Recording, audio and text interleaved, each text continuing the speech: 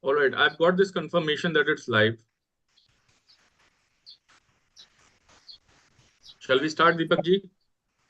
Yeah, absolutely. All right.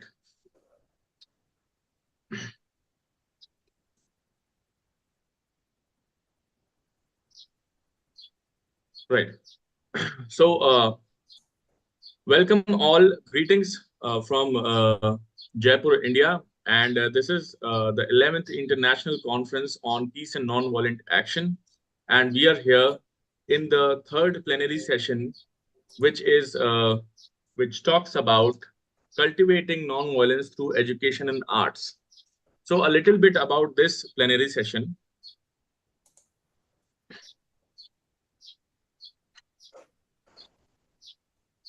Uh, in this plenary session, we will embark on a transformative journey with our esteemed speakers as they explore the intersection of nonviolence, education, and the arts in fostering a culture of peace and harmony.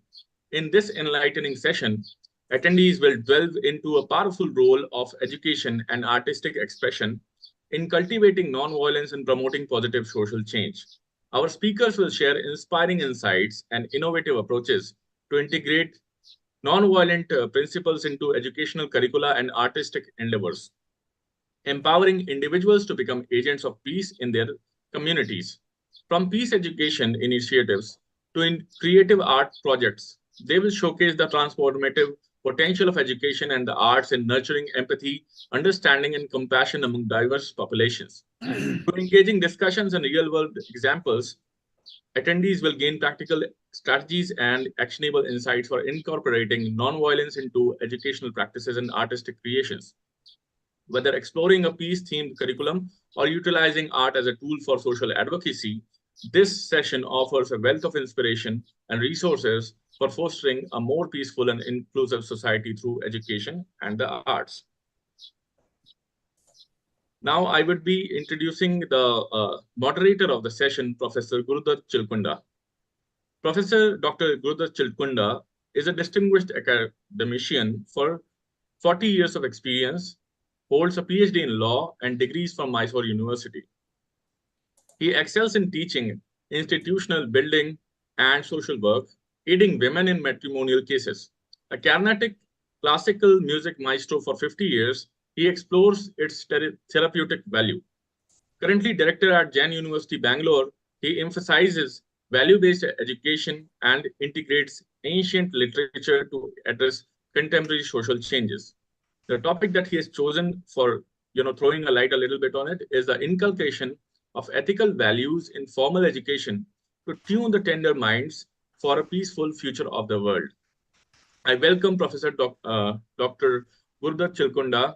I would request Dr. Chilkunda to take the proceedings further and start this plenary session. Yeah. Thank you. Sorry, can you please hit record? You're not recording this at the moment. You need to hit the record button. Right. Yep. So we are doing YouTube live. So the things are getting recorded on The YouTube. links will be directly. shared, sir. Sure, but it's important to record it as well. In the other It will be panel automatically recorded, sir. Yeah. Okay. Yeah. Yeah.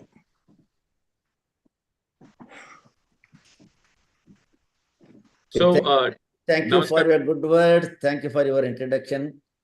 Thank you sir. very much. Warm welcome and good morning to one and all, my esteemed friends. It is for a great cause we are here. I think all panelists, including organizers, we have crossed 40, 45. And few of us are senior citizens, of course, designated senior citizens. We owe a lot to the next generation. Whatever it is, friends, we are here because we have got some educational background. We have developed some concern towards this issue because of the education what we could able to have in during our childhood days. At the outset, I congratulate Sohanlal Gandhiji sir and his entire team for having structured this beautiful program, which is very much relevant in today's situation. Friends, It is only education what has made a living being human being. Otherwise, there would have been no difference between animals and we so-called human beings. Of course, we have got a very long history. Very long history. Still we are surviving. We have to survive. We have witnessed umpteen number of wars, genocides, conflicts in the name of religion, caste, whatnot. Thousand, millions of people, innocent people have laid down their lives. And if you look at the history, a king who could able to win a number of wars, be glorified. We call Alexander the Great. We call Ashoka the Great. And we read Mahabharata, all kind of epics, Trojan war, everything. Just imagine the situation of war. How many people, see, in war, it's only soldiers who die. Soldiers, normally they are young. I cannot be a soldier. Gandhi sir cannot be a soldier here. Young people. Once an young man is eliminated from the society means, just imagine the catastrophe, his family, his children, and consequences. But could we able to avoid that? We are able to reach moon. We will reach soon we will land up in sun also. Scientific advancement. If you just press one button, you can reduce this entire globe into handful ash. That much technology is developed. Is that the growth? Should we keep on living under the light of fear, insecurity? Is one part. Second part, friends. If you come to the importance of education, and in particular, if you confine to the theme of this session, it is cultivating non-violence through education and arts, in particular arts. Normally, we start our journey quoting our ancestors, Greek philosophers, Aristotle, Plato. Is it not? Or if you come to this Eastern philosophers, either Chanakya, earlier Gautama, and we quote Vedas, Upanishad, every kind of thing. Fine. What they say? Educate your children on what? On something what is useful to the society, which makes a human being emphatic, confident, lovely. Such kind of persons we should bring up. See, when Vishwamitra was training Rama, I think Rama now is very familiar to everyone across the globe. When he was a child, he was teaching. He tells, never raise your arrow against an innocent creature. That includes a bird, includes a creature. No, you should not. But don't hesitate to punish a person who is detrimental to the society. Detrimental to the society. If you want to keep up the society, peace, you want to maintain that, you have to eliminate them. Otherwise, no. Okay, friends? And if you come to education, education is not limited to teaching some alphabets, numbers in form of what we call mathematics, algorithm, geometry, pure science, natural science, technology, medicine, this and that. It should include music, dance, and any kind of performing art, painting or whatever it is. Just imagine Plato, what Aristotle said. Plato in his Republic, he clearly says, teach music. Why? Music has rhythm and sound, which softens the minds of children. Quote, as the children are imitative, they assimilate the music subconsciously and it gradually develops moral values, unquote. Moral values. The moment we say moral values, we just imagine the scope of moral values. It is only moral values which are very, very necessary today. Necessary today. What we are supposed to inculcate into the young minds and make them more useful. Yes. Sorry to intervene, sir. I would request you to like conclude and Yeah, I'm invite. concluding now. No, last remark. Now it encompasses character building, then confidence, concern towards others. Very, very important today is a concern towards our own environment. Environment. We need to be very, very concerned towards our environment. Without environment, it is not possible for us to have a life at all. We, all of us, we owe a responsibility, what we call transgenerational equity. We need to keep everything safe for the next generation. If our education, primary education and middle education, if they do not provide these things, if they do not set the mind, if they do not prepare us to face this, I think we will face a disaster. We pay heavily. Cost will be very heavy. Anyway, thank you. I welcome all the panelists again. In the scope, let us start our journey. Now, I welcome Dr. Kaushala Mishra to deliver his keynote address. He is available, sir? Mishra sir is Yes. available? Yes. So I request you to read his bio. Yeah. Dr. Kaushala Prasad Mishra, an accomplished scientist, holds an MSc in chemistry from University of Allahabad. He served as Baba Atomic Research Center, Mumbai, rising to the head of radiation biology. As a visiting professor globally, he has published for about 250 plus papers and garnered over 4,000 citations in radiobiology and health sciences. Whoa, excellent topic. Education has power to prevent violence and sustain peace. I think that is the core objective of education. Right, sir? Mishra, sir? Thank you. Welcome, Thank sir. you. Yeah, 10 minutes at Yeah. your disposal. 10 minutes? Okay. All right. So 15 minutes for all the speakers. You have 20 minutes. Yeah, that's what I understood. 15 Right. minutes, huh? Okay. Yeah. Okay, fine. So Okay. for the chair, it's 20 minutes. For all the speakers, 15 minutes. Okay. All right. All right. So, am I audible? Hello? So you are audible. Yes, you are Please audible, switch sir. on your video, sir, if Yes. possible. Yes. Switch on your video, sir. Am I able to share the screen? Hello? No, sir, your camera is not on and you're not being able, the screen is also not visible. All right. No problem. No Right. problem. Let's begin.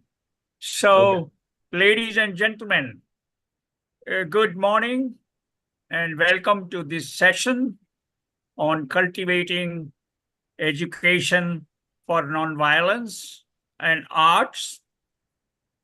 First of all, I would like to record my appreciation to Dr. S.L. Gandhi, who was kind enough to invite me to share my views on this occasion. I would also like to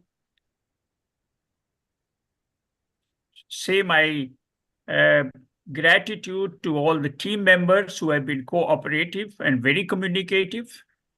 Especially, I would like to mention that Professor Thomas Daffern, who has been very inspirational for me to be able to talk certain things in the forum when we meet. I feel excited today to talk about how education can be used to prevent violence and sustain peace.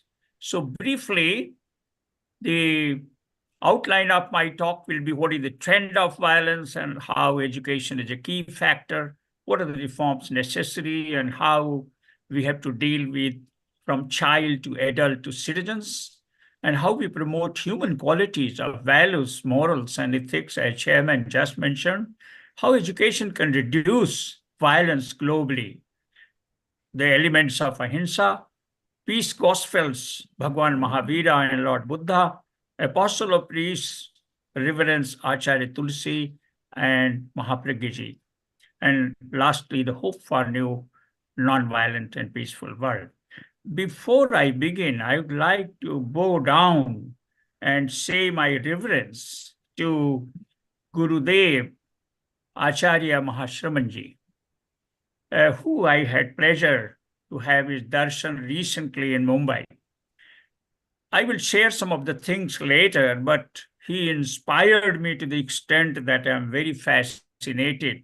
And on this platform, I feel very confident that we will be able to talk about some of the messages he gave. Believe it or not, but a lot of what goes on in our childhood influences our adult life and health. Whether it is picking your nose, sleeping with the light on, or biting your nails, the biological side of these harmless acts turns out to be crucial repercussions even years later in life. Therefore, education has to begin from early childhood in families at home, the first teaching place. The childhood to adult influencers are the journey that each man goes, pressure of academics, peer relationships, career aspirations, inclination for intimate relationships, need for autonomy, experimentation, and changing of family dynamics, and ever evolving digital landscape. These take a toll on young minds. That is why it is important to know how to build resilience among children. Family conflicts, school problems, community issues become vital factors to be addressed. I must say that the teachers of all impact life of students enormously. Teaching is an amazing profession I like. I have been nearly 40 to 45 years in teaching and research profession, and I feel quite excited to talk about it whenever opportunity comes. The impact that teachers have on the lives of their students can be profound and lasts forever. Whether at high school or college, most of us can recall these teachers who were outstanding and had an important impact on one's life and care. It is by educating and empowering children that we can achieve this culture of peace and nonviolence. The idea of education as means for developing a culture of peace and nonviolence is reinforced by a statement once made by Gandhi. If we are going to bring about peace in the world, we have to begin with the children. The teachers can maximize human potential without doubt. Most children have similar levels of intelligence, but when they go to obtain vastly different grades at schools and colleges, some scrape through while others excel. So the question as an educator becomes how to connect with different students more directly to maximize their learning potential and make them fulfilled, accomplished individual. What is expected of education? Education, in fact, unfolds intrinsic human potentials to fulfill their aspirations. The aim of any education system is to provide inclusive quality education and prepare students for competitive edge and ready for job or business in life. Education, including science and technology, creates new knowledge, arouses curiosity in learners, makes them more capable at tasks, and sensitizes them to responsibilities in society, and develop inclusive outlook for care and welfare of all living beings. It ensures that a learner is eventually transformed into a good human being, imbibed with moral and ethical values Chairman just mentioned, and is equipped with adequate employment skills or self-employment or job. The qualities that a learner eventually imbibes in the schools and colleges is the quality that makes him stronger in life, more confident in the profession. What are the major drawbacks in the education system today? Education is a learning process. It extends beyond classroom, transcending the confines of textbooks and exams. It encompasses holistic development that equips children with tools to excel not only academically, but also as a well-rounded human beings. Essential life skills should be imparted to children before they reach transitional stage of reaching adulthood, with a focus on shaping them into a more responsible, empathetic, and capable individuals.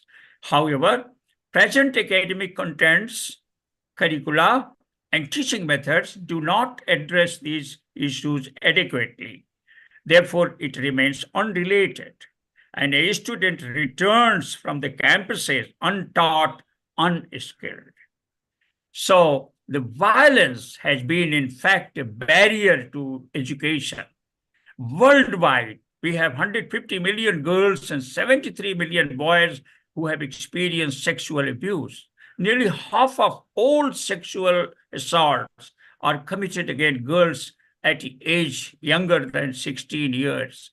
So the child marriage, for example, directed impact on girls accessing secondary education, and it is a global problem. Every year, an estimated 14 million girls and under age 18 are forced to marry worldwide. In the developing world, 1 in 7 girls is married before age 15, and some child brides are as young as 8. The education for women is essential. We have to develop education system if we want to attain peace in world involving women in our programs. So education is a powerful tool to teach nonviolence. I must emphasize this point, which is the main core of this session. The teaching nonviolence through education is a crucial endeavor that can shape future generations' behavior and attitudes. Here are some effective strategies like emotional education, conflict resolution skills, positive role modeling, and fostering trust. We need to build trust-based relationship with children in the educational campuses. They are more likely to adopt non-violent approaches when they feel safe and respected. Consistency, passions, practice on the key to installing non-violence as a core value in education. So education is a key to ending violence for which we stand today on this platform. Education is the cornerstone of progress, including science and technology. Addressing these shortcomings will pave the way for a brighter future. For this goal, drawbacks in education must be removed without delay. Education is not only a fundamental right, but also a powerful force for positive change in society. By investing in education, we take significant steps towards ending violence and building a better world for tomorrow. We need to encourage critical thinking and problem-solving abilities among learners. Education fosters understanding for exposing individuals in diverse perspectives, cultures, histories. Jain philosophy of Anekavan endorses respect for contradicting opinions and views. I deeply appreciate this philosophy. When people understand non-violent ways to address disputes, they contribute to a more peaceful society.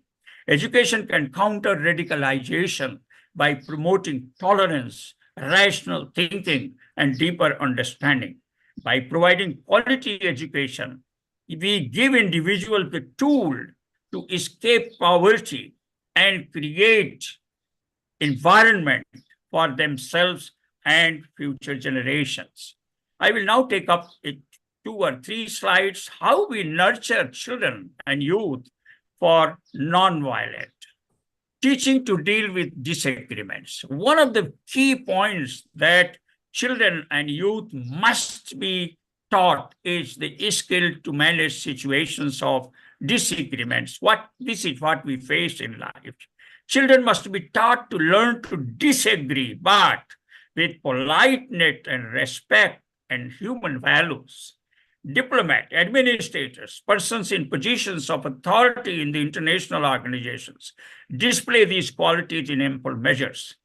Disagreements must not be accompanied by arrogance and ego.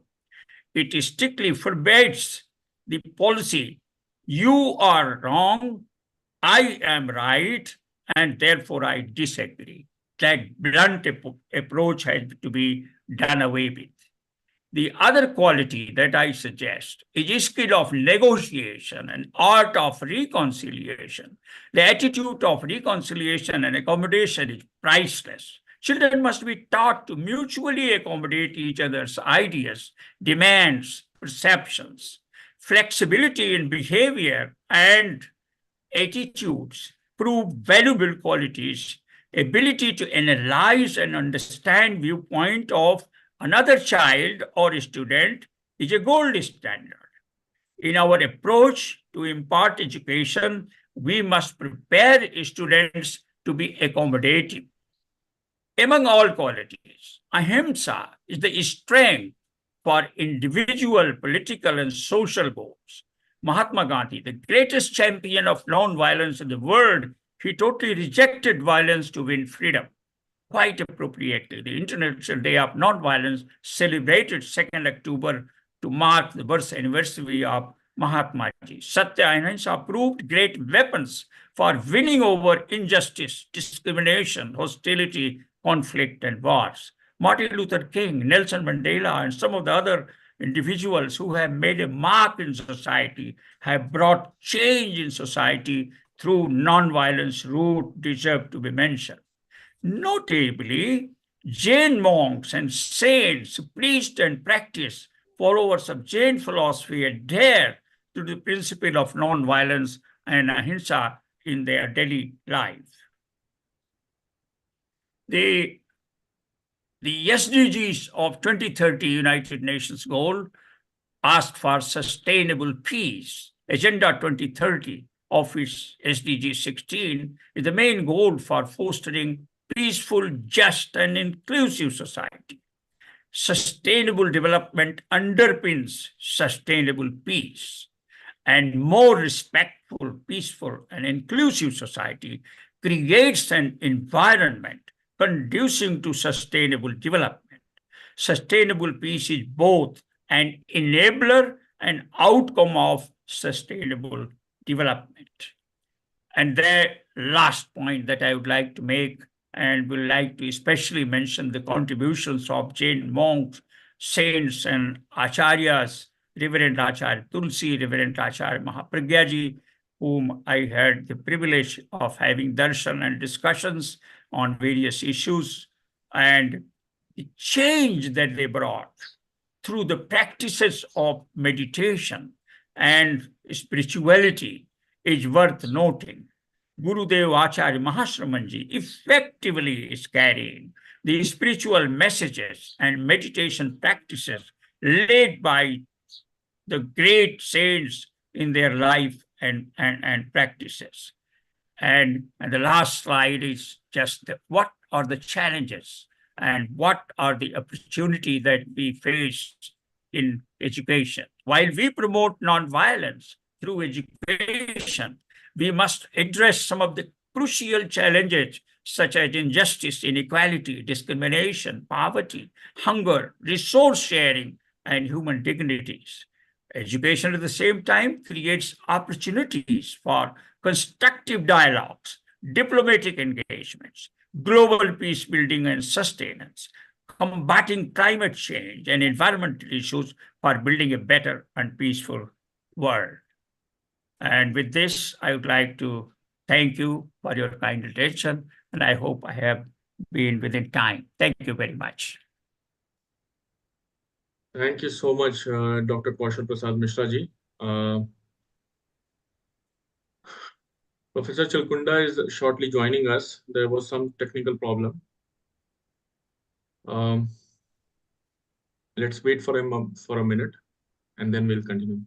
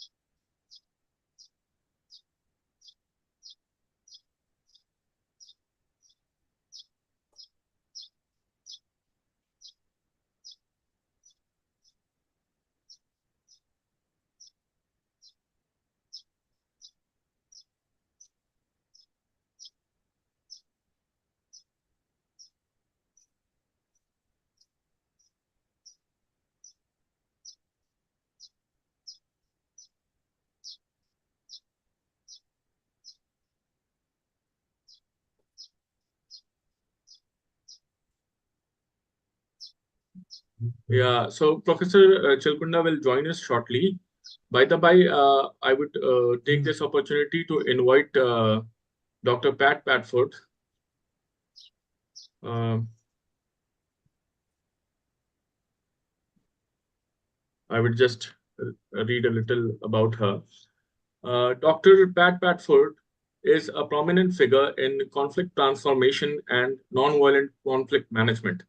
As the president of the Fireflower Center for Nonviolent Conflict Management, she employs her self created theoretical framework, the MME model, to author, lecture, train, and mediate in this field. Dr. Pat Ford's expertise contributes significantly to fostering peaceful resolutions and transforming conflicts worldwide. Her topic is a non-violent future for mankind through education and arts. So I request Dr. Patfoot to join, start her speech. Thank you. Thank you so much, Mr. Chataliadev. Thank you so much. I am going to look at my time also to keep in the time I have. Sure. First, I like to express my very big appreciation and consideration for the Jains. I know them since many decades, and I especially appreciate their commitment and the example they give, the inspiration they give. I think it's so important. I particularly like to thank Dr. Sonal Gandhi. I also know already since decades. Hi. Thank you for inviting me. And yes, it's marvelous to have kept this relationship. And I tell you, it's through you I learned to know the Jains and all they do and all they mean for so many people. Thank you so much. I immediately would like to start picking up on what has been said in the first session, because nonviolence is often, and there was also linked to love, respect, no discrimination, tolerance, listening, etc. The way I did start to work on nonviolence was to check when we demonstrate love and we want to give love and respect and tolerance, etc. How does the other one feel at the other side? Because I experienced, I saw, and I'm working on this since more than 50 years now. I'm 75, so. And I saw that too often there were good intentions. There are not always good intentions, but so often there are good intentions, for instance, of love. But then is the question, is the other one feeling loved or respect? I think I do respect other people. I do respect a particular person. Does that person feel respected? And the same with tolerance. I think I'm tolerating the other one as he or she is. I'm thinking I'm not discriminating, but am I doing that really? I mean, with that, is the other one feeling like that? And I give you a few examples. I call them tragic examples, because so often there are good intentions, but if the other one is not feeling there are good intentions, and I give you an example, two examples, in fact. One is the example, and it's not the only one. I saw this many times. A father and a daughter or a son. The father loves his child very much. And he has a feeling he's giving everything what the child needs. But when the child becomes an adult, the child finally dares to tell that he or she was afraid of her father for his whole childhood. And he didn't feel that love. And I hope he does see that the father did want to love, but he didn't feel love. He feels afraid and he's traumatized. Isn't that too bad? Or I give another example. It's here in Belgium where I'm living. Now he's a man of almost 50, but he discovered when he was a teenager that he was homosexual. And I know his parents well, and they told me, we don't have any problem with that. But what happened is that this son had so many problems that he decided not to see his parents anymore since more than 20, 30 years, I don't know exactly. He doesn't see his parents anymore. And he's completely broken by this relationship that, so he doesn't feel there are no problems. He feels big, big problems. So in fact, that's how I did start to work on nonviolence. I started to ask to people how they felt respected, loved, or on the other side, not loved, not respected, not tolerated. And this gave the birth to this book you can find on my website, Uprooting Violence, Building Nonviolence. It starts with the question I gave to so many people all over the world.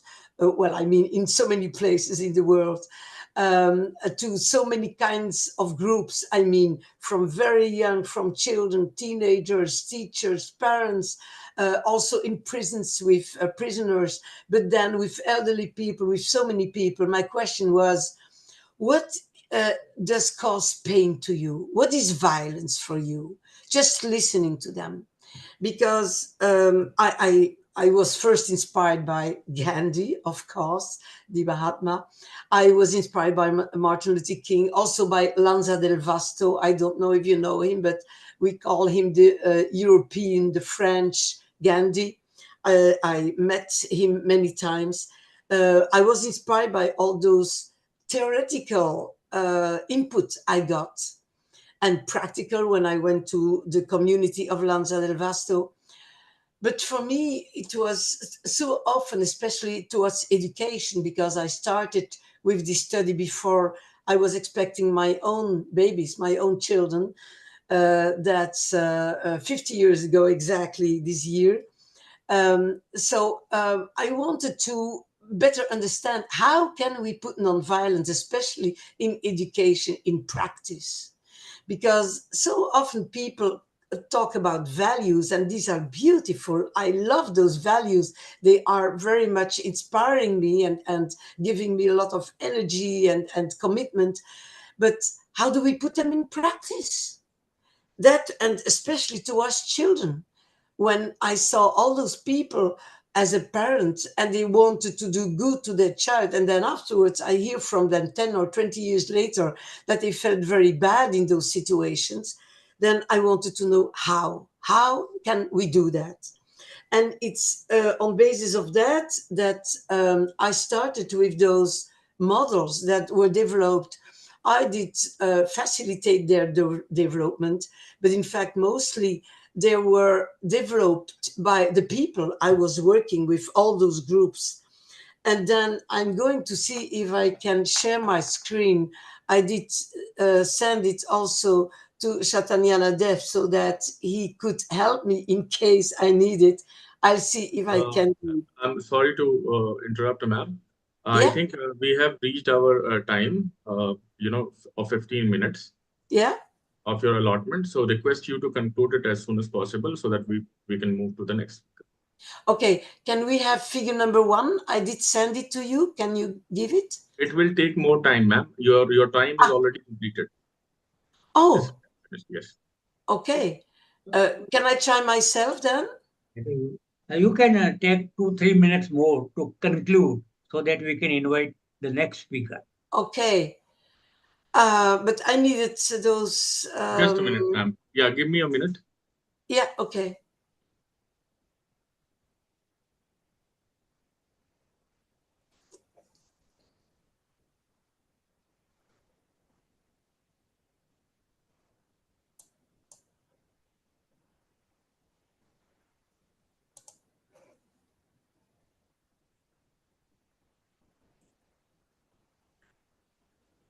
It's figure number 1.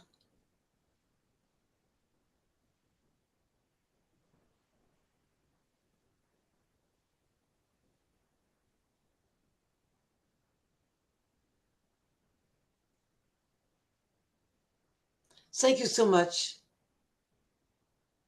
Okay. So if you can put it a little bit down, a little bit, yeah. So this is exactly, yeah. So this is the first, thank you so much. Thank you so much. So this is the first model. So the whole model is called the big M, small m, big E. And the big M and small m is for major minor. And we found that this is at the basis of violence.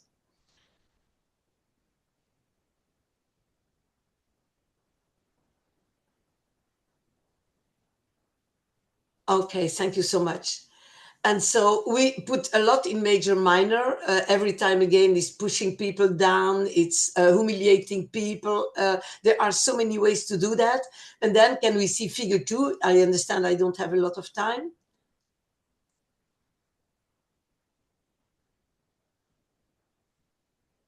Okay, thank you so much. And then we developed the other column in front of against the major minor. It's the equivalency. And we don't call it equality because it all starts with difference, as you see in the beginning. And at the basis of the whole model is the instinct. I am a biologist in my first education. Well, I every time recognize this instinct of self-preservation that makes that people want to protect, want to defend themselves. But if they do it in the major minor way, then it's violence. And if they can do it in the equivalency, it's non-violence. It's starting from there that we develop tools that often brings us in the major minor, but that can also bring us in the equivalency. And can we see the third one, please? Thank you so much, because I'm not too good in those techniques. Yeah, the third one.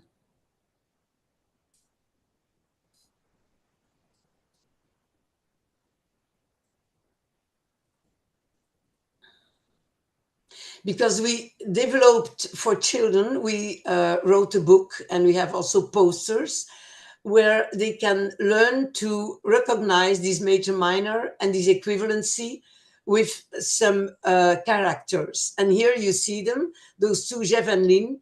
And there are many, many illustrations in the book.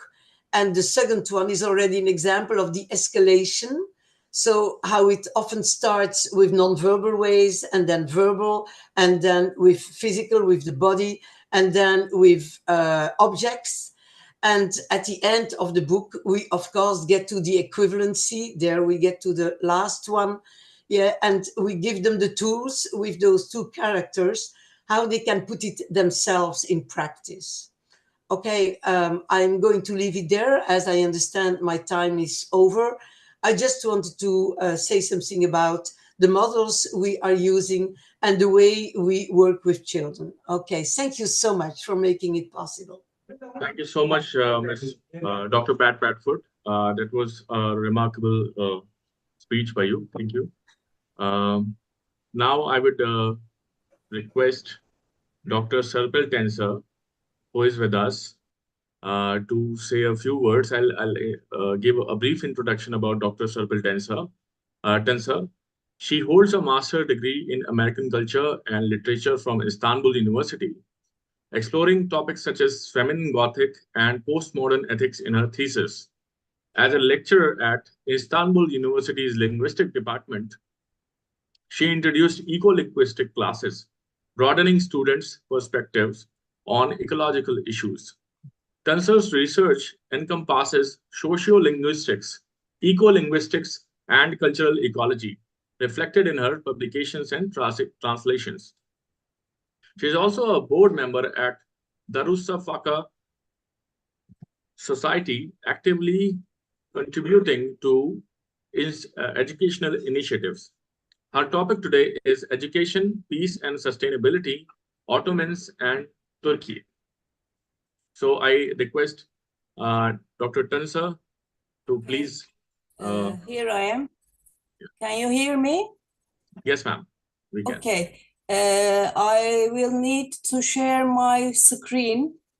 Yeah. So you have the my PowerPoint presentation, but the one on my screen, because I've changed it after I sent it to you, okay? Not You a problem. also No have problem, it, but doctor. Yeah. I need to use mine. So you have And, the permission to share the screen. You can do that by yourself. let me see if I can share the screen.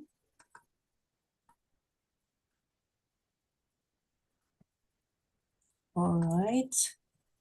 Can you see it? Yes, we can. All right. Now, all colleagues, you are all welcome. And I thank to the conference organizers and Dr. Salone Gandhi especially. And I am so pleased to join this international conference with such an encouraging, inspiring topic. My topic is education, peace, and sustainability from Ottomans to Turkey. As marked with the beginning of the rapid growth in the human population and consumption habits, the Anthropocene epoch, due to mankind's overall dramatic impact on planet Earth, all living species, including humans, are confronting a vital survival challenge across the planet. Teachers are primarily charged to help raise citizens who will be equipped with the view and understanding to build a sustainable society, embracing diversity and applying democratic methods in political, social life. Education stands as the key to restrain the exhaustion of living on Earth, since though it seems to be an ecological crisis, it actually stems from culturally acquired arrogance of power, a wild aspiration for unlimited consumption, feeling relieved as the ATMs deliver money, as we drive the shopping carts at the market and look around at the radiant, colorful packages ordered on the shelves. Well, if we consider education in Turkey from a historical perspective, the Ottoman period is to be explored to trace what significant milestones there were in this journey. In the year 1331, the Ottoman Sultan Orhan Gazi founded the first medrese in Iznik.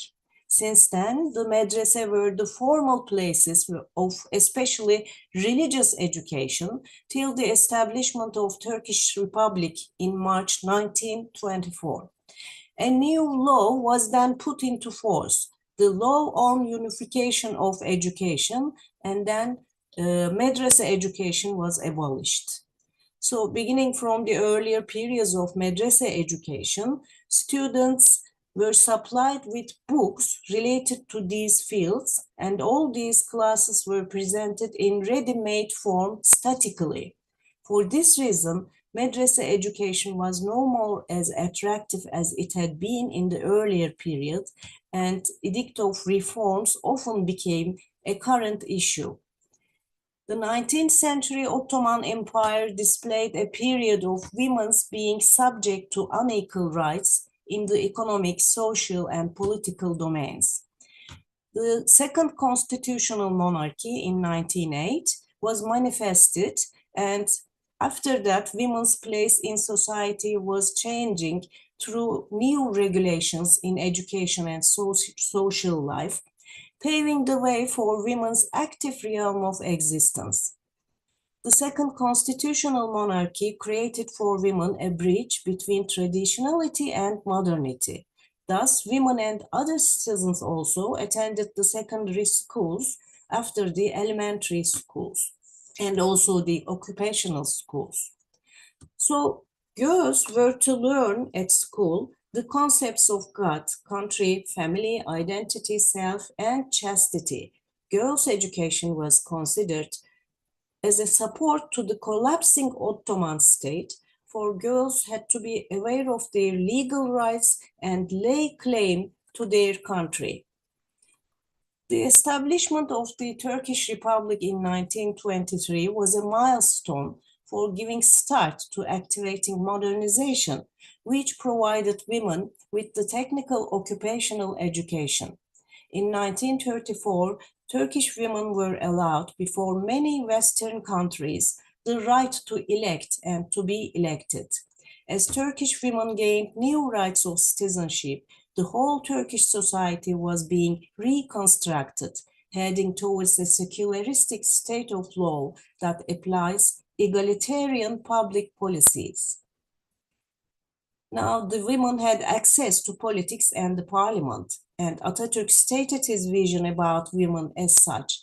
A society is paralyzed if an organ of the society is stopped out. If our society requires power, science, and technology, women should be rendered available for that, as well as men, in equal conditions. In the field of education, Turkish Republic established the village institutions as a striking example of civil society organizations alongside some teachers' training schools and village women's training centers. And that was the year 1940. These institutions were a model for educating reasonable, inquirant, and critical individuals.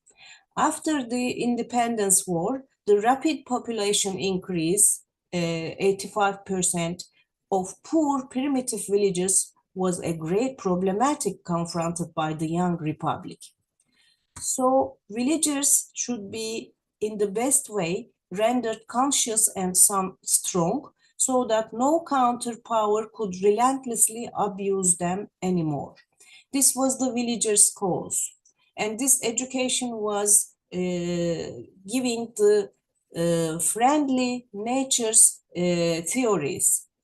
And it recalled Paulo Freire's approach, Pedagogy of the Oppressed, 1968.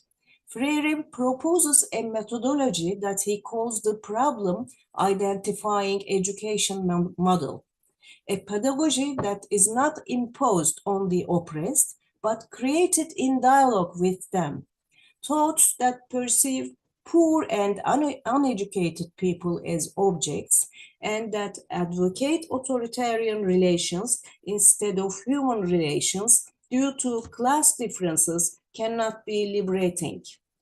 Here you see some photos of the village institution training and education. And also here you see a girl student when she first came to the village institution. And the other photo, the second photo, is only a year after she was there. The curriculum of village institutions included classes of culture and science till midday, and in the afternoon, applied courses were presented. And they were being trained woodwork, textile weaving, mechanic art, and also art. They played instruments and they were good in drama lessons, and they were learning the Athenian tragedy Antigone by Sophocles and Macbeth by Shakespeare. And there is another civil society organization, which was one of the others in the educational field. That was Darüşşafaka High School. And Darüşşafaka High School did not rely on the state as other civil society institutions did. Dr. Tansa, would request you to reshare your presentation. I think it's not being visible. So you can it's not visible. Yeah. Just stop sharing it and reshare. I'll try again. Has it come to the screen? You can stop. I will disable the screen sharing and you can share it again. Okay. Okay. You can reshare it, ma'am, if possible. Okay, I'll try.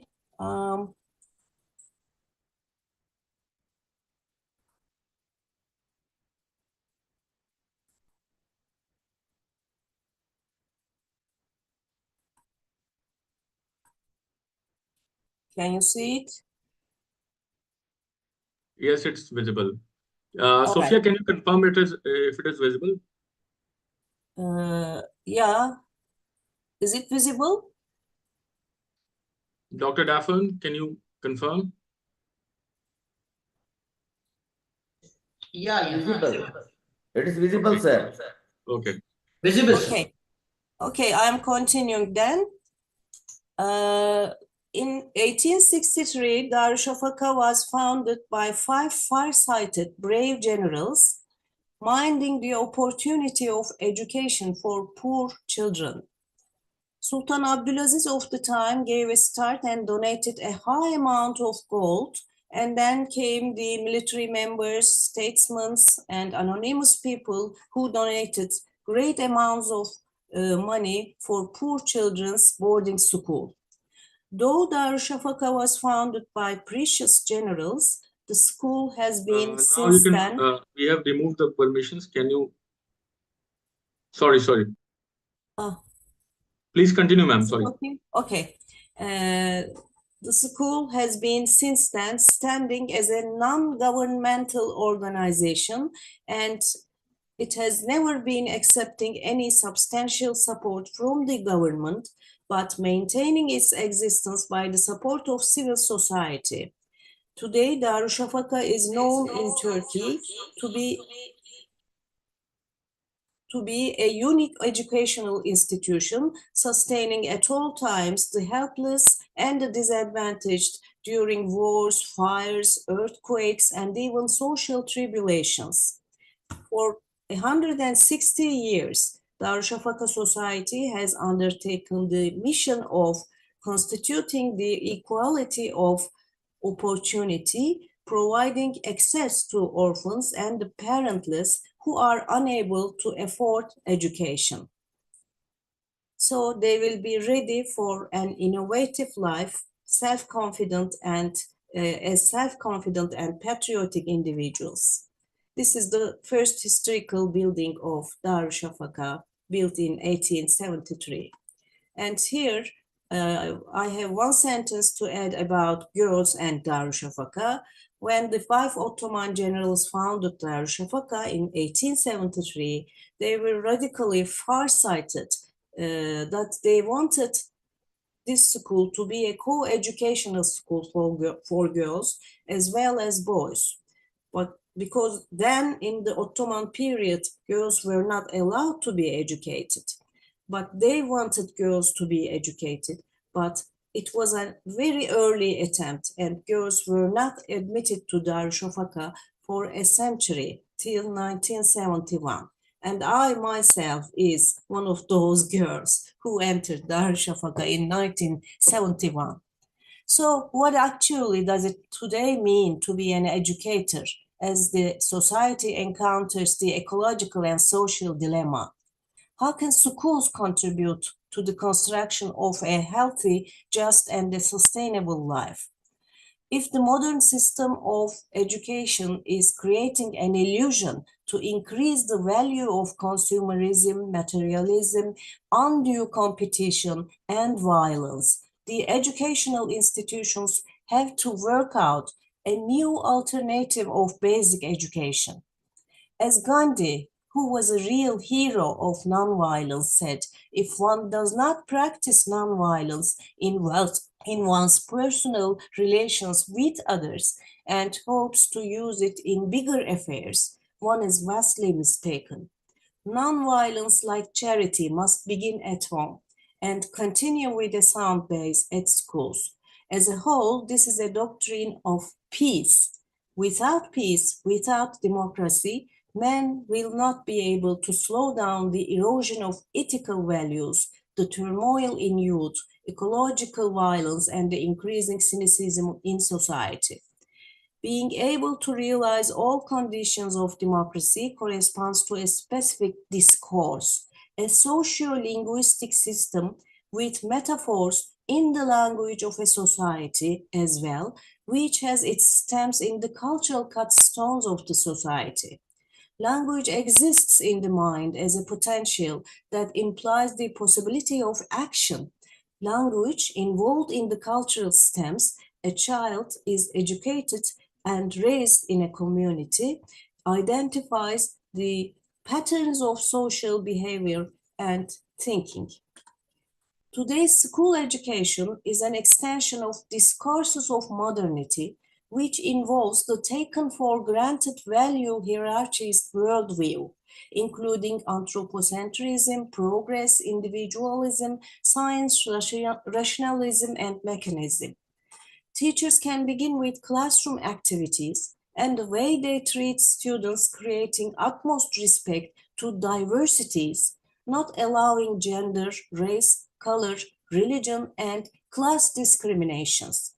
Patterns of dualistic thinking like man, woman, man, nature, wealthy, poor, strong, weak, are displaying the hierarchies ways embedded in the mind as cultural postulates. These dualities have to be deconstructed in classroom work so that students will be equipped with eco-justice values. And holistic education is another way, by nourishing the unique potentials of every child, together with family, community, society, humanity, and the natural world. This is the path to render education, moreover, living, sustainable, which challenges the already existing educational method. Thus, individuals will be critical worldviewers, thinking, questioning, and finding solutions as ecological literacy, which is the ability to comprehend how natural systems are structured and Sorry to maintain. intervene, Dr. Serpilton, sir. Okay. Would request you to conclude as early as I'm at possible. the end. Yes, I'm at yes. the very end. Okay. And ecological thinking displays a critical attitude toward the so-called free market system, focusing on profit and wild competition. Thank you to all for listening to me. Thank you so much, Dr. Tansa. You can stop sharing the screen. Mhm. Or yeah.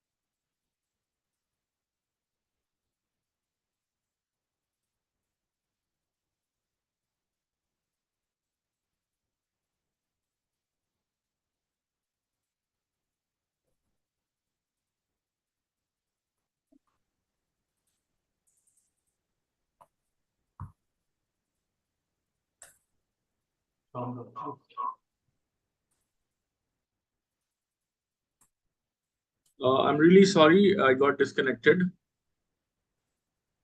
Do we have everyone on board? Request Dr. Chilkunda to share. Shall we go to Dr. Avinash Gote now? Yes, please, please. I'm really sorry for the disconnection. Yeah. Please Dr. continue. Avinash is there? Avinash Gote is there? Yeah. Yes. Yeah, welcome, sir. Warm welcome, my esteemed colleague. Dr. Avinash Kate is an esteemed international artist and educator. Holding a PhD in applied arts, he embarked on his artistic journey with a bachelor's in fine arts and master's from University of Delhi. Dr. Kate is committed to personal and professional growth in a stimulating environment. His motto integrates spiritual discourse and scientific insights, promoting moral upliftment, literacy, and rural self-employment. Actively engaged in social initiatives like Swachh Bharat Abhiyan, he follows the teachings of Pandit Shriram Sharma Acharya Ji. Recognized for his artistic achievements, he currently serves as the Dean of Art and Design at Jain University. And he would like to enlighten us on the theme Ahimsa Paramo Dharma 24 paintings. Yeah, recent back he bagged a very big coveted award from the government of India, I believe, for his some record, all India record or international record. Dr. Kate? Thank you, Gurudev ji. Thank you, Chaitanya ji. You're welcome, sir. आप screen share करेंगे PDF ये अपना PDF Sir, it would take some time. If you have it, you can share it by yourself. Yeah.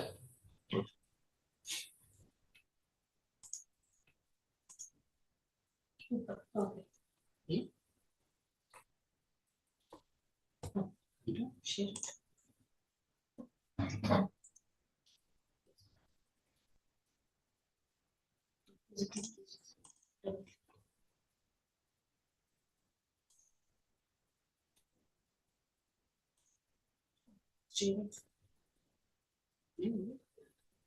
Share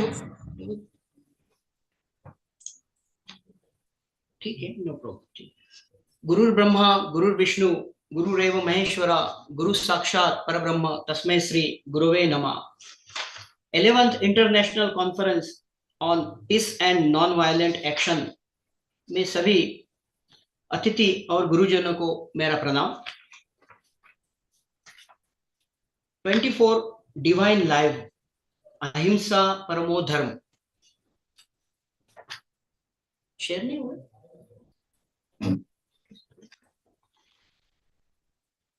Sir, share ho gaya. It's shared on the screen. It's visible. Please start. Thank you. I request you to press function F5 so that the slide, expands. F5. अहिंसा स्व और पर की अपने और पराये की घृणा एवं बैर के आधार पर खड़ी की गई भेद रेखा को तोड़ देती है. अहिंसा ही परम धर्म है. अहिंसा ही सुख शांति देने वाली है. अहिंसा ही संसार का उद्धार करने वाली है. अहिंसा ही मानव का सच्चा धर्म है. अहिंसा ही मानव का सच्चा कर्म है. मानव और दानव में अहिंसा का ही तो अंतर है. संसार में निवास करने वाला प्रत्येक प्राणी सुख शांति का इच्छुक है. Sorry to intervene, sir. The presentation has to be made in English so that everybody understands. English, actually. If you cannot do it in English, please share कर सकते हैं. if you cannot do it in English, please you will have to stop so that we can invite the next person. In Hindi it is impossible to allow you to do. पढ़िए हाँ, पर मुझे थोड़ा सा read करने में तुम पढ़ो. On behalf of Kate sir, I'm ready to read this for you. It's all about non-violence breaks the boundaries created on the basis of hatred. I'm really sorry. It's a non-violence breaks the boundaries created on the basis of hatred and enmity between self and other. Once and someone else. Non-violence is the ultimate religion. Only the non-violence can bring happiness and peace. Only non-violence is going to save the world. Non-violence is the true religions of man. Non-violence is the true duty of man is to world desires happiness and peace. Nobody wants to die. Not only does everyone love their life, they love it very much.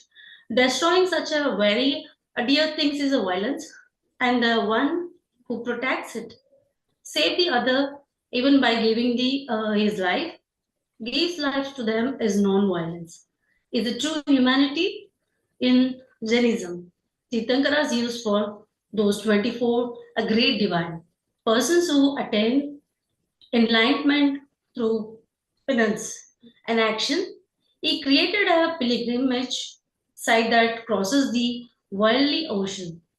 That is why we was called Tirthankaras, who crosses the river of human suffering in the form of bridge. Tirthas means path. Our only objectives through this 24 divine lives in establish peace and love between the world and mankind, without which no hope of social welfare and progress can be maintained. And let's we talk about the Mahatma Gandhi ji. He is the person who brings the weapons. It's called non-violence to bring a peace and a freedom to our nation. Thank you. Next.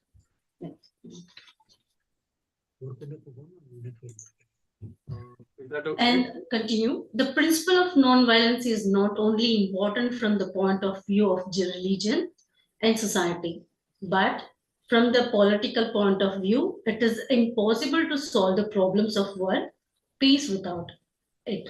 Everyone should be treated according to the policy of live and let live.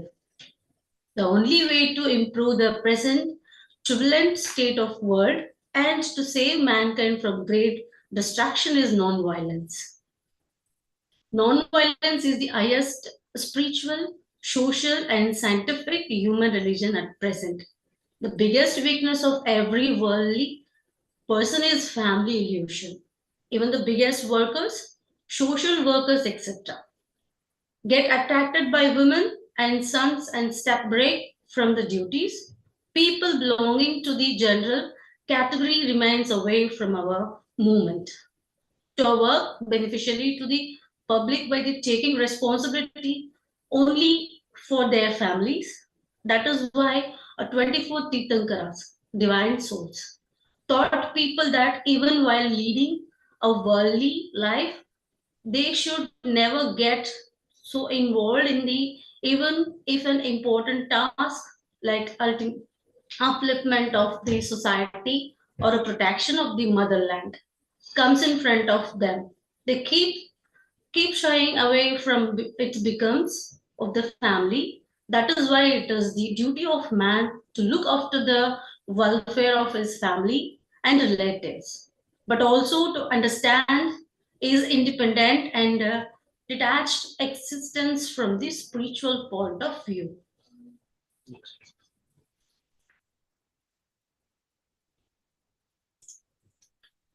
The only way to improve the present turbulent state the world need to save the mankind from great distraction is non-violence. Non-violence is the highest spiritual, social, and scientific human religion at the present. The biggest weakness of every worldly person is family illusion.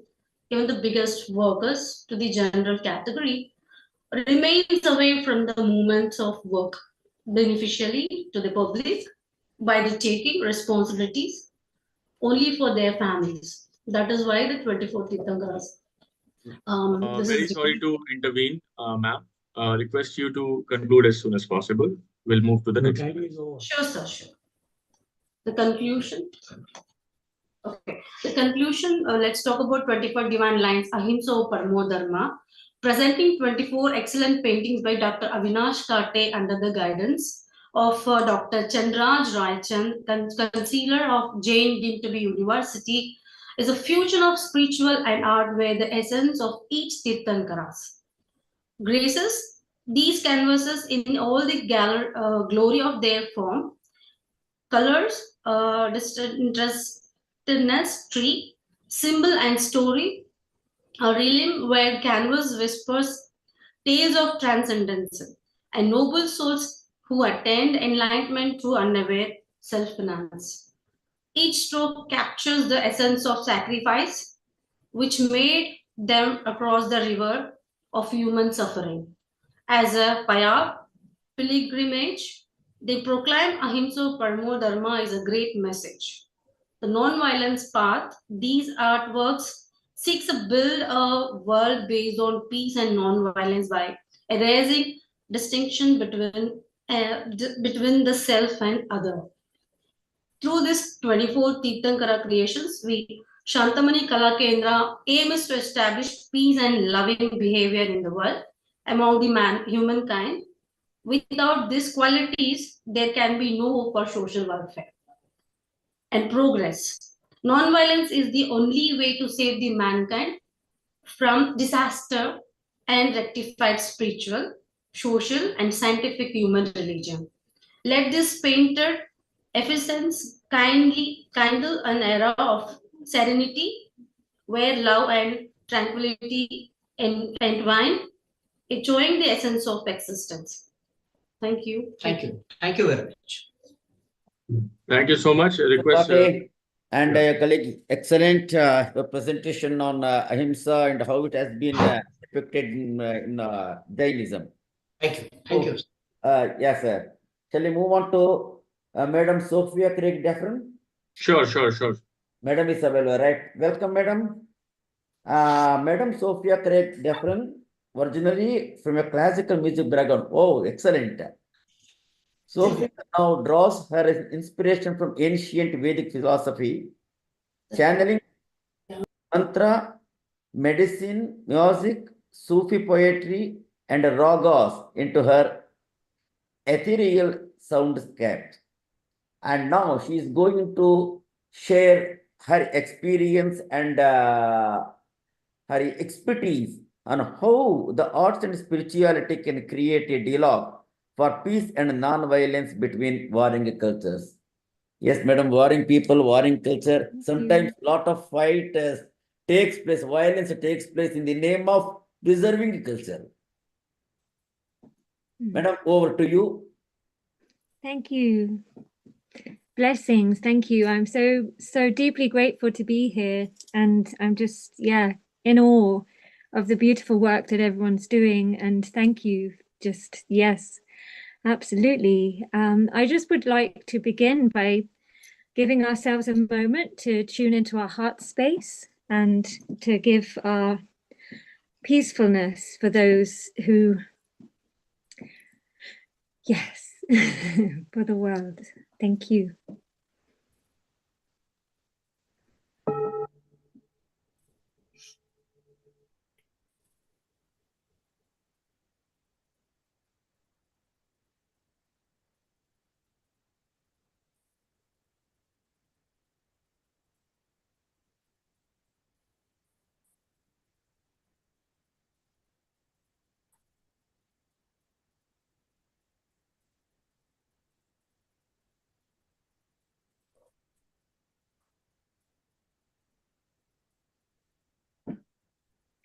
In the innermost of our soul, there is a world of spirit, and that spirit is free.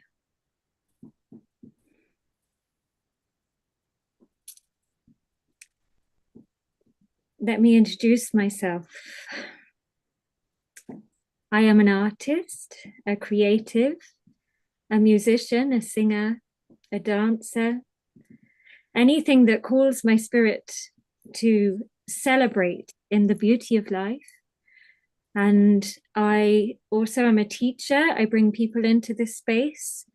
I have taught little ones. I've introduced them to mindfulness and finding this centered self. And yes, so I believe that the arts is the language of the soul. It's very much that creative energy that flows when you're in tune with yourself and your highest good for all. And I've had a lifetime, many lifetimes of ahimsa. I believe everything is sacred and pure and divine, and we should honor that within ourselves and with each other. And yes, so, I'm also a poet, a deep thinker. I have a Bachelor of Arts in Music, Performance Art and Music. And yes, just tuning in to our sacred selves and celebrating in creativity. So, yes, I had a little moment about poetry and how I believe that that's what connects us. That's our expression of our hearts. And music is also across cultures is an expression of our deepest selves, and it sublimates pain into the sublime. So it's a way of transmuting this suffering or anything that we need to resolve. I find spoken word and tuning into that to diffuse it back into love. I bring this love energy with my story, with my music, with my words to help to encourage that peace to be formed within it, and seeing it from a different perspective that can then bring love to these places of pain. So it's I had a question for us. What does peace sound like to you? The birds singing, that to me is peace, because they sing when there's no fear. They sing when they're safe. And that to me is the beautiful natural world, just highlighting this divinity. So how do we encourage this peacefulness with our being? How do we then implement this into our lives that can help raise the vibration of the earth? I believe if we begin by asking ourselves the questions of peace and bringing our conscious awareness into shaping our voice, our sound, our sacred sound into peacefulness and love, and that to me is the essence of ahimsa. It's about being in tune with that higher self vibration and enabling that shape to inspire others. And I was lucky enough to be in Calcutta this year. I went for the Delphic Summit.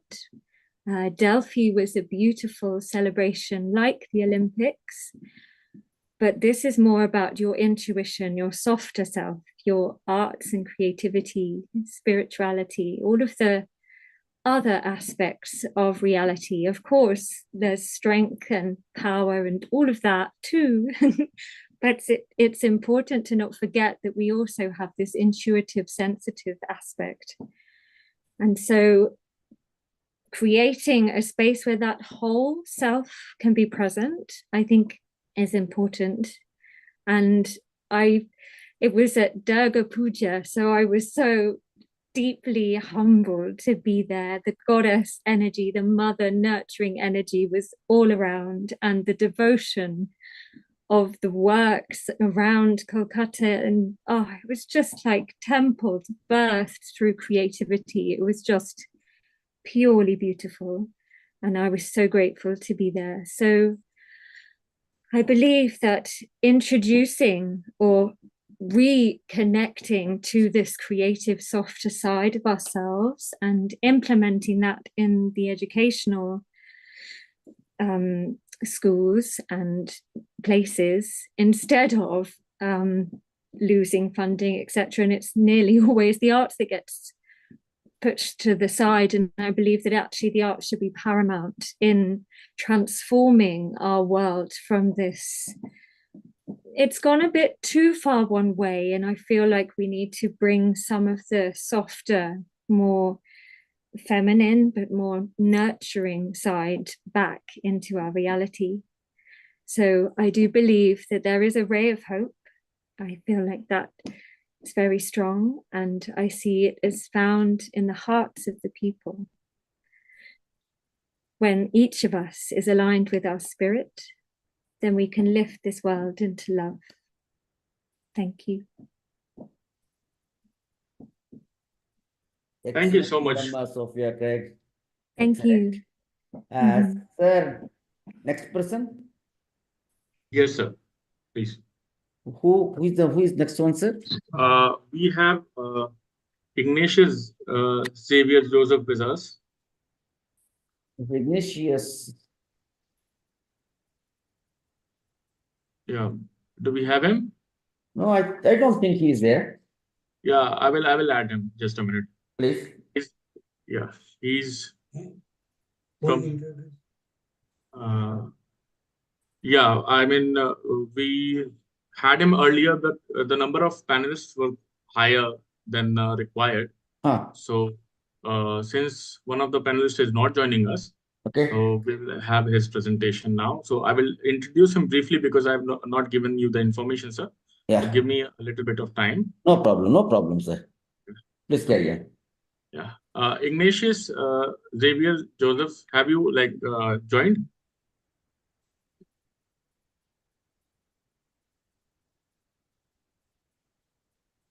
Please unmute yourself, sir,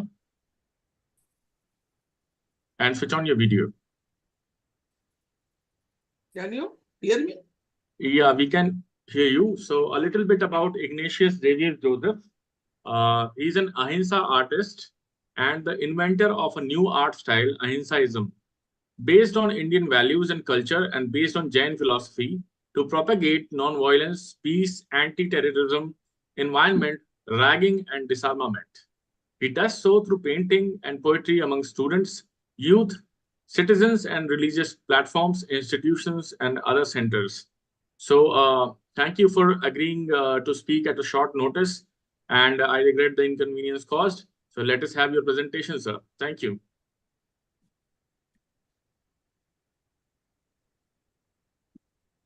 Hello. Yes, please start, sir. Please start.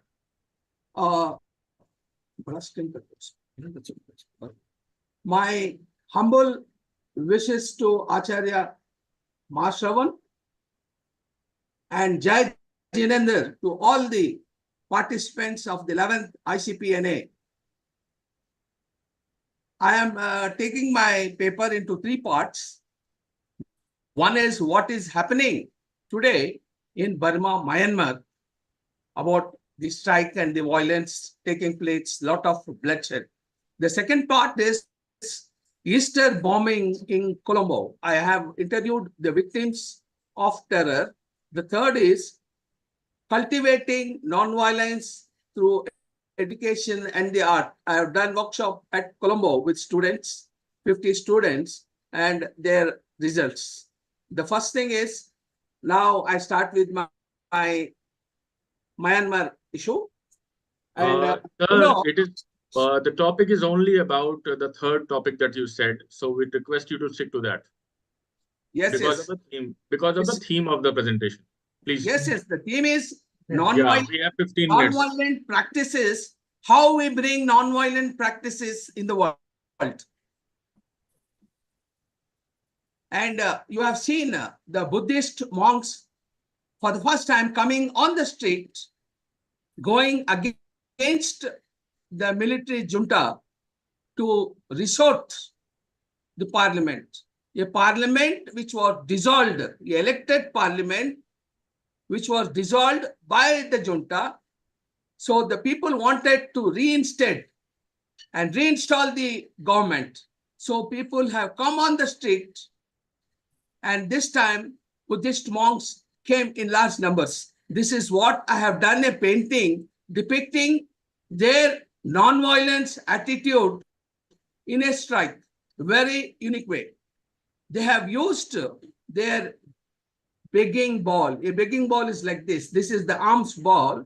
Instead of going like this, they reversed their ball, went onto the streets, showing this. You know, a blind man or a deaf man doesn't need, they be very silent. So in my painting, I have shown white color and the stupa. Actually, it is more gold and brown in color. Screen share.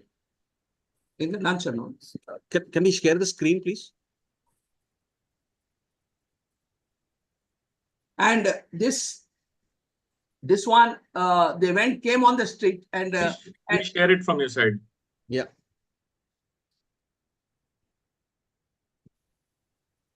I think we don't have the rights. You have the rights.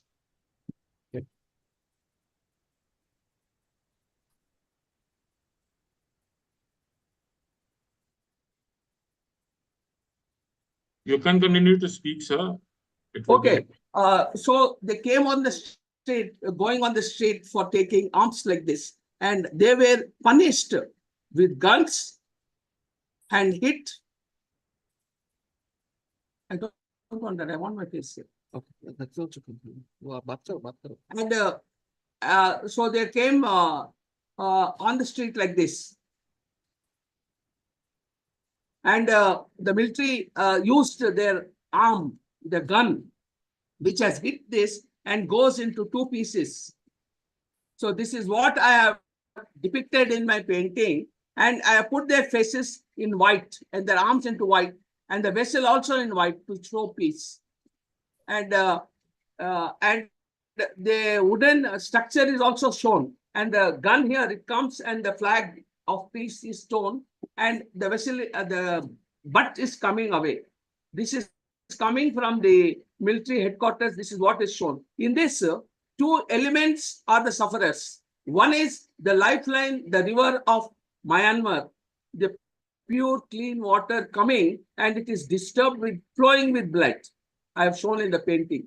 When it comes in and crossing, there is blood going away. This is the blood of the crimes committed by the government. And the second is I have shown in my painting, the clouds are disturbed, the element due to these sound waves, the two things, and the people have been injured. This is what the painting all speaks about. Now we go to the Easter bombing of Sri Lanka, where I met with the people who were the victims. A lady who was around 23 years of age.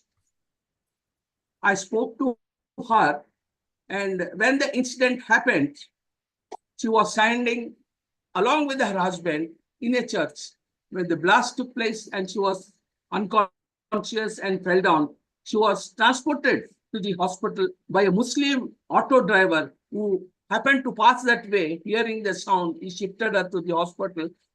This saved her, and she was unconscious. Her husband died. She was informed 3 weeks later, and a child was born, and he's a boy now. I met him, is 4 years old.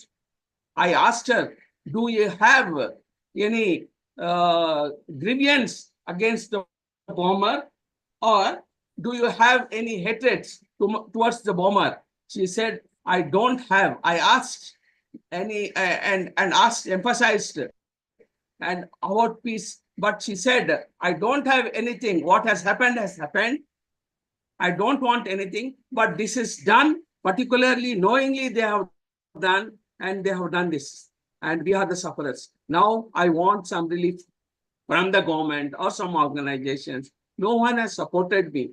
My child is going to school. This expenditure is 1,000 Sri Lankan rupees per day. How I can bear? So I supported her from my side.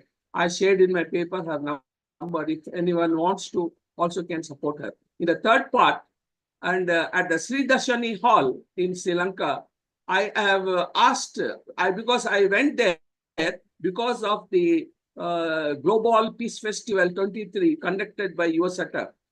I was presented with a peace award also there. And here, while I was going, I asked the Sri Lankan United Nations Friendship Organization to conduct in collaboration a workshop. And they arranged about 48 students. And I provided all the materials taken from India to them. We had 2 days of workshop. I taught them, and it was a very nice workshop. And during the workshop, while taking, I saw a child who was standing near the door. I observed her. She was watching me only because I thought maybe a child from the worker side. Then I called her. I said, what? She said, I'm 6th class.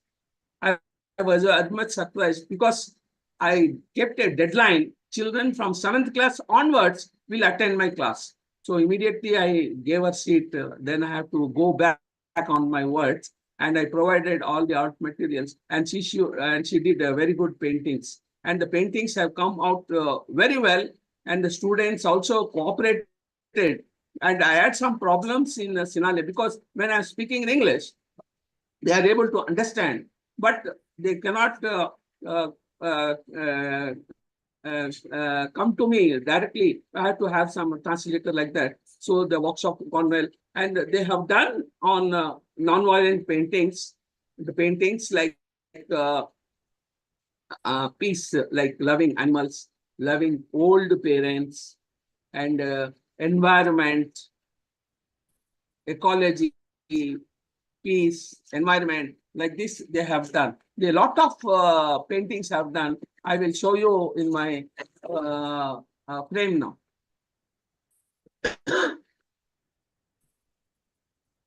Paintings.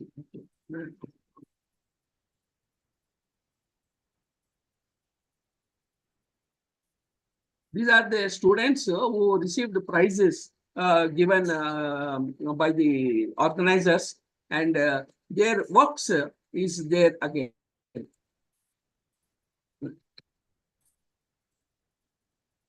We gave certificate also to them.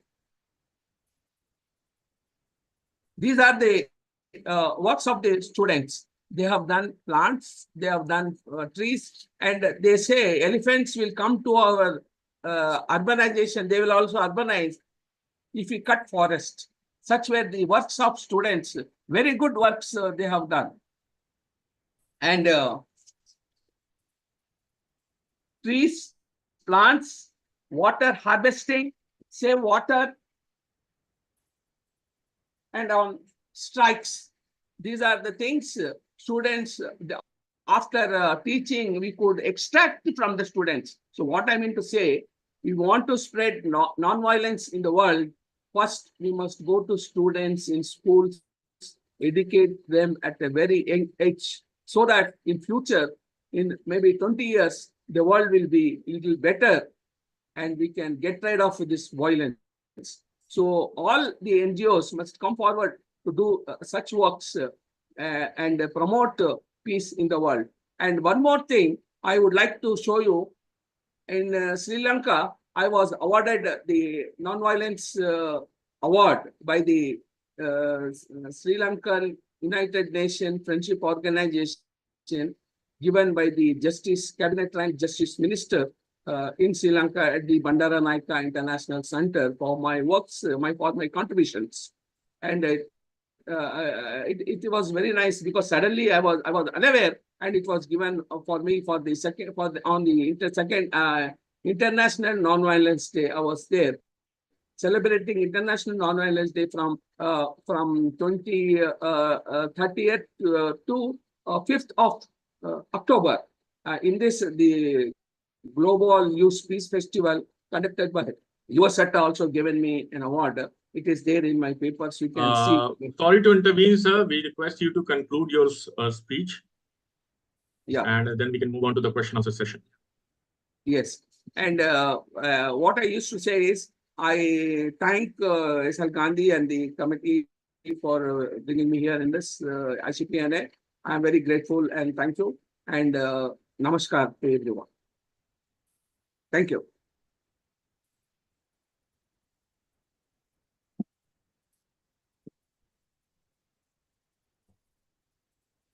All right. So do we have Dr. Gurudat Chalkunda with us? Yeah. Any questions, sir? Any queries? We can reserve some 5 minutes towards that. Yes. So all the panelists and the speakers, if they have any questions, they can raise their hand and ask, or they can write it in chat. We'll take it up. We have next 5 minutes for the questions and answers. So by the by, I take this opportunity to, so I think we have a question from Dr. Daffan or a remark. Dr. Daffan, please speak. Yes, well, I'd like to thank everybody for their contributions. Fascinating sort of example of some of the creative work going on in education, science, and the arts. I just want to supplement what Sophia said about the Delphic Games, in case people didn't understand exactly. The Olympic Games ran for 1,000 years, were very important and still going. They've been revived.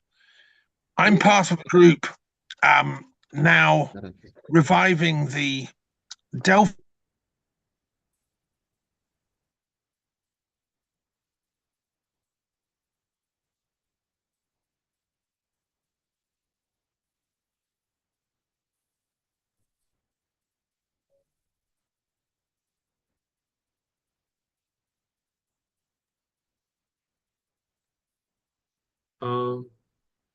I think Dr. Daphne is disconnected. Can you, yeah, you can switch on your video also, sir, if you want to.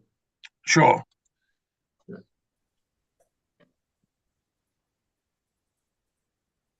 Okay, so I don't know how much of that you heard, but I just wanted to supplement what my daughter Sophia said about the Delphic Games and stress upon everyone their importance.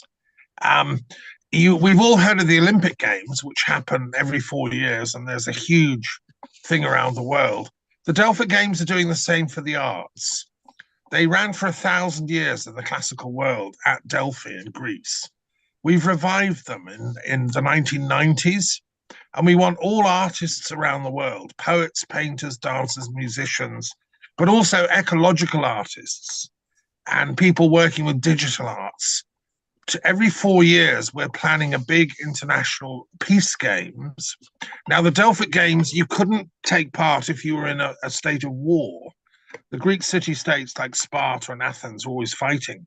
So they couldn't go to the Delphic Games. So there was always a truce during that time. We're reviving this. And I'd just like to say all artists on this, who've come to the conference, and painters and people working with the creative arts, please get involved. I'm the educational director of the Delphic Games, and our Secretary General is actually based in India. And the Delphic Games have the potential to reach out across the world to every country. We, the artists of the world, have more in common than our military warlords tell us. So by using the creative arts, poetry, and dance and music, we can reach, as my daughter was saying, the sort of spirit inside each one of us that is universal. Think about the work of Tagore, a great artist, a poet. These are the people we're trying to contact now. And I'd please get in touch with me or Sophia, who's involved with this as well. It's very exciting work. But thank you all for your brilliant talks. I've been fascinated. Thank you, Dr. Daphne, for your encouraging remarks. Do we have any more questions or remarks? Yeah. Right. Please, sir, I request you to give your closing remarks, Dr. Gurudat. Yeah. Video can be released? Yes, sir. My video is stopped, I think, from your end. No problem. Not Thank you from all my end. panelists and the organizers. The session started with the keynote address of Dr. Mishra. Excellent. It's like opening the match with the sixer. He defined the boundaries of the discussion, and his very first sentence, education has the power to prevent violence and sustain peace. Excellent, sir. It gave excellent direction towards the entire discussion. He started his delivery quoting Buddha, Mahavir, Acharya, Mahatma-ji, Tulsi-ji, Gandhi, and he emphasized how childhood plays a very important role to acquire the values of non-violence. Hence, education at a tender age, very, very important. It plays a very, very important role to develop a culture of peace. Then he says, non-violence shall be a core value of education. And involving women in education has got a great power. And he made an observation that Jain philosophy has the potential to bring peace and co-living in the world. So, Madam Pat Ford, his delivery on education in practice, she heralded how a non-violent future for mankind through education and arts. Her emphasis towards the teaching arts and kind of thing. Yeah, it is very, very relevant because arts has got only one language, that is universal language. Okay, fine. And Dr. Setul Tanzer, she made a presentation Turkish perspective. She emphasized on how there has been a confrontation among all species for survival till now, and how the education, especially in a feminist perspective, played a vital role for improvement of the Turkish society. Then Dr. Avinash Kate, an outstanding painter, he emphasized on how Jain philosophy of Ahimsa Paramo Dharmaha, that is the epicenter of non-violence, and that should be taught universally. And he has done that through his paintings of 24 Tirthankaras. It has acquired a huge appreciation. Madam Sophia Craig Dufferson, she made a presentation on how the arts and spirituality can create a dialogue for peace and non-violence between warring culture. So herself, a multifaceted personality. See, for me, music and arts, any performing art, has got only one language. It can meet the hearts, it can bring together the hearts. Sir, in my study, in my analysis, you will hardly find any person who has gone to jail for having committed any offense, who is a musician or a dancer or a painter. Because these kind of fine arts cannot allow your mind or heart to work in a violent way. Normally, exceptions, leave it, normally. So, she herself has practiced that. Excellent, madam. In music, there is one thing. We call the Shishur Veti, Pashur Veti, Veti Panihi. Music has got the capacity to tame an animal, child, including the serpent. That is the capacity of a music. So, friends, then Ignatius Xavier Joseph.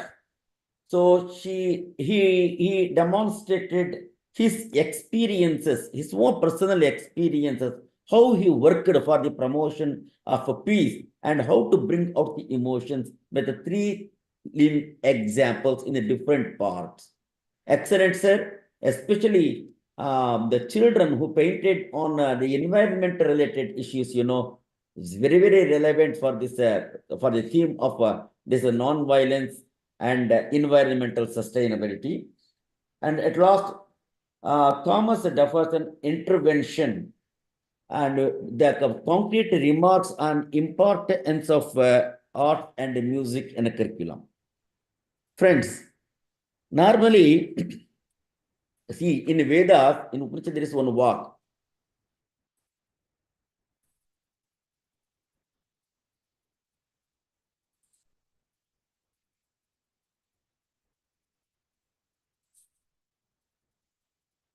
I think Professor Chilkunda has just got disconnected because of some reason. We'll try to have him. Okay. Dr. Chilkunda, can you hear us? You can continue for like 2 minutes now. We have next 2 minutes. Can you speak?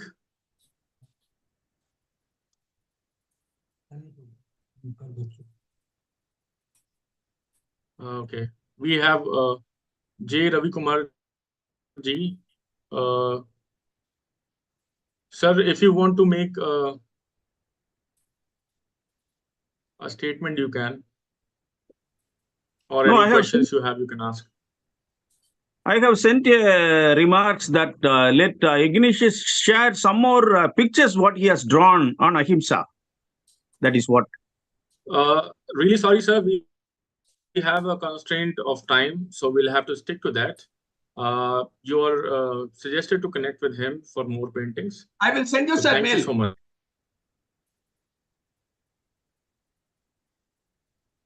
Okay. All right. So that is it. That was a very artistic and illuminating plenary session that we have had here.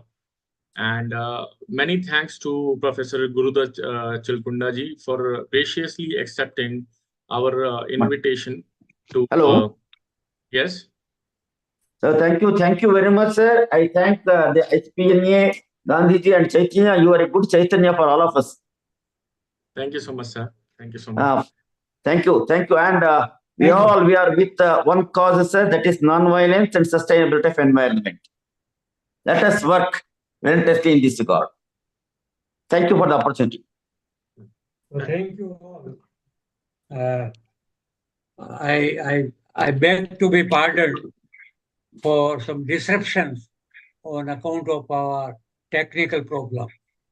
On the whole, the session has been very informative and useful. I'm grateful to all the panelists, and we have been trying to make it useful and also trying to solve the problems that crop up in between. But we have been able to connect the people globally, and we have been able to listen to their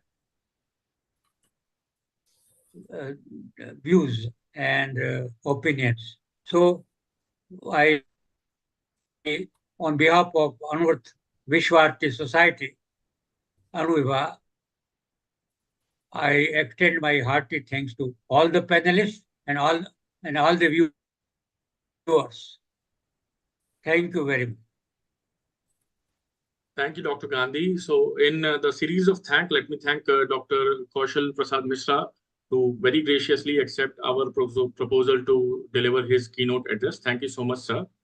And all the other panelists also, they brought in their various perspectives, to linguistics, to painting, to meditation, to dancing. Everything came in this interesting topic. Now, I request all of you to be connected with us for the next 3 more plenary sessions which are scheduled. And you can get the information on the website. The link of joining will remain the same. And so thank you so much again. We meet in the next plenary session. We thank you. Deepak ji? Thank you. Thank you. Thank you. Deepak ji, we can... Yeah. Shall I close the meeting, Chaitanya ji? Please. Yeah. I think you can close now.